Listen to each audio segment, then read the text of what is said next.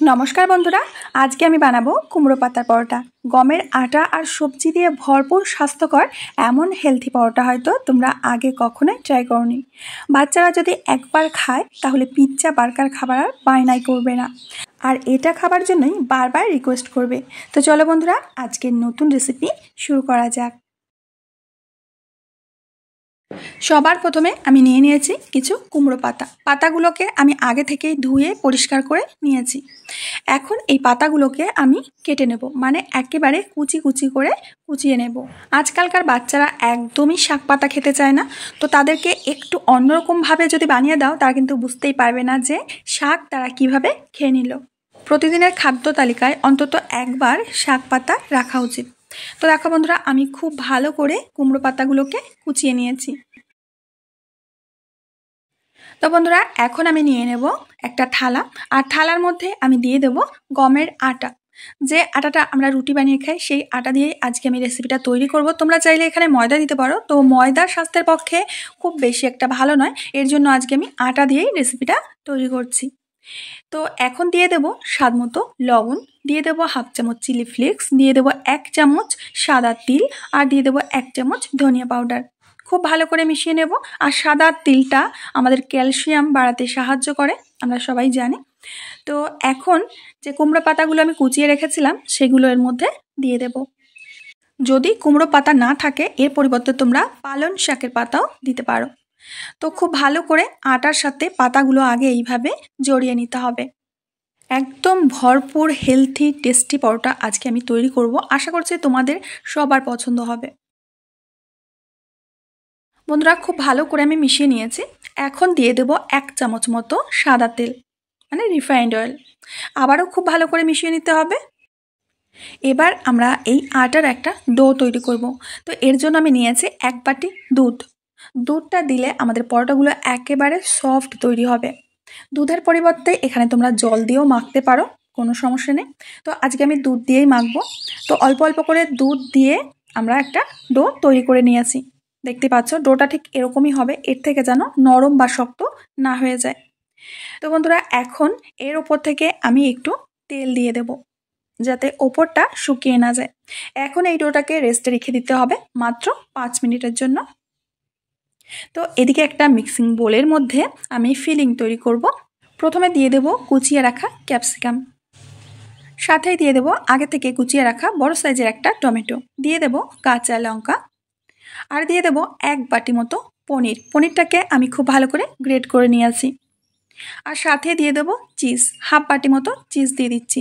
Cheese আর পনির বাচ্চাদের হেলথের পক্ষে কিন্তু খুবই উপকারী। দিয়ে দেব হাফ চামচ চিলি ফ্লেক্স, আর সাথে দিয়ে দেব এখানে হাফ চামচ ধনিয়া পাউডার, হাফ চামচ জিরা পাউডার, দিয়ে দেব স্বাদ মতো লবণ, আর দিয়ে দেব এখানে বিরিয়ানি মশলা 1.5 চামচ মতো। এতে এই পুরোর টেস্টটা কিন্তু অসাধারণ আসবে। খুব ভালো করে উপকরণগুলোকে মিশিয়ে নিতে হবে। দেখো বন্ধুরা, পনির চিজ এগুলো সবার ঘরে সবসময় থাকে না। এগুলো যদি না থাকে তো সবজির সাথে তোমরা আলু সেদ্ধ করে সেটাকে মিশিয়ে ফিলিং তৈরি করে নিতে পারো। তো খুব ভালো করে মিশিয়ে নেওয়া হয়ে গেছে, এটা সাইডে রেখে দেব।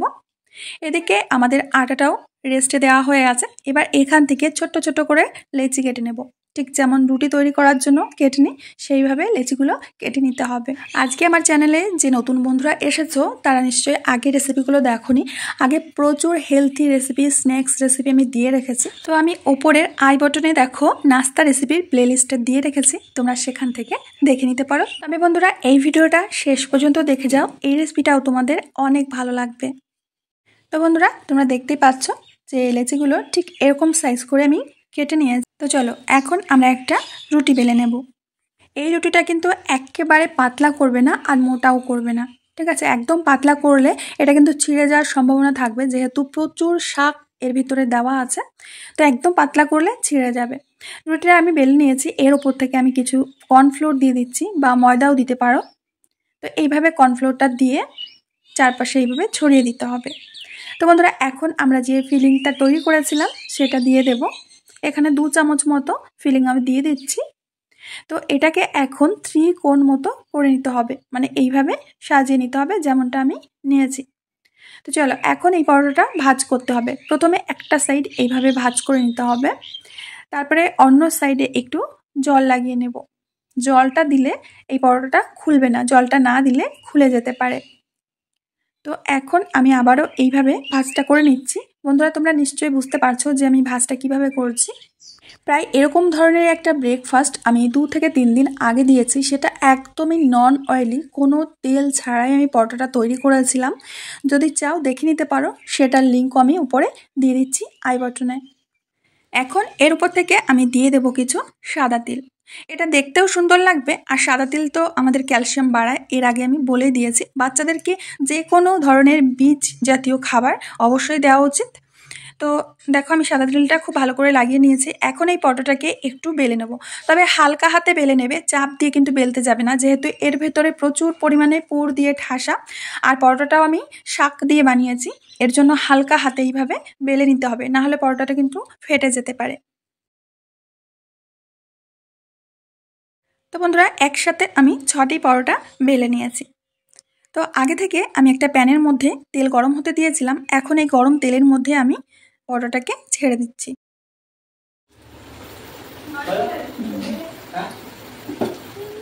একটা পাশ হয়ে গেছে, এখন পরোটাটাকে আমি উল্টে দিচ্ছি।